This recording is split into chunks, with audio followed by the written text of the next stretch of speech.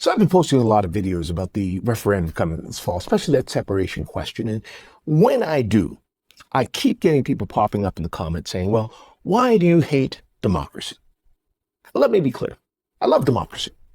It's why I'm here doing this work. Hey, it's why I've got this job. It's why I take it very seriously. But you know who doesn't seem to like democracy? Danielle Smith. I mean, it's pretty clear from her actions, her decisions, her legislation that she really doesn't seem to like democracy at all. Let me explain. You see, democracy isn't just a vote. It's a system. Voting is part of that system, but it's only part. Democracy is all of the rules, regulations, the institutions, the checks and balances that are essential for the votes you cast to actually mean anything. That includes things like, yes, government, but also our laws, the courts, our constitution, the charter of rights and freedoms, all the things that exist to ensure no one person or group holds total unchecked power. A few months back, Dr. Jared Wesley put out a great piece called 3 Simple Rules, which laid out 3 questions to determine the health of a democracy, that whole system of rules and institutions. Is everyone playing by the same rules? Is the government making itself accountable? And is the government serving the public? So let's apply those to the referendum. In this referendum, is everyone playing by the same rules? Well, no, they're not.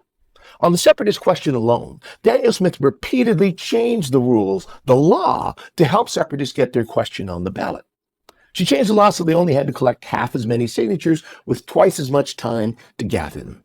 And when the chief electoral officer followed the law she wrote and sent their question for review by the courts to ensure that it was, in fact, constitutional, again, all parts of our system of democracy, she rewrote the law to try to circumvent the courts and cut the CEO and the Constitution out.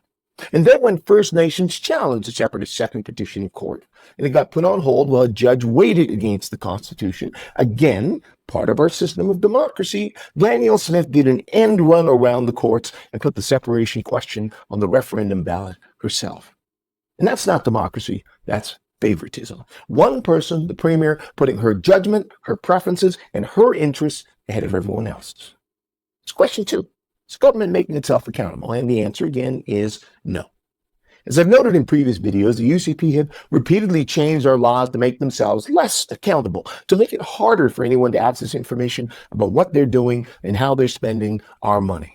And as I just noted, on the question of a referendum on separation, they've consistently worked to do end runs around the court, one of our key checks and balances on government power. So not accountable at all, particularly to the majority of Albertans who have no interest in separation or wasting any of our time and money considering it. Third question. When it comes to this referendum question on separation, is the government serving the public? And again, I'd say no.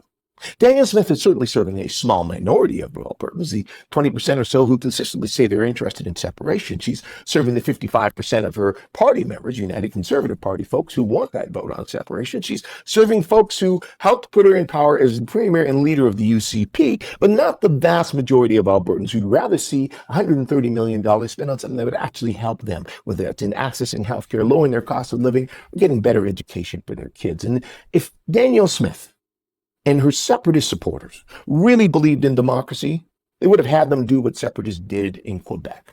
Form a political party, put out their ideas, and run on them in an actual election. Earn an actual mandate for a referendum on separation. But they didn't. Instead, they pressured Danielle Smith to use her power to force it on the rest of us. So to be absolutely clear, I oppose Danielle Smith's referendum, all 10 questions, because I believe in democracy and stand against all the ways she continues to attack and undermine our democratic systems and institutions. And that's why I'll be voting to remain in Canada and no to the other 9. And for the sake of our democracy, I encourage you to do the same.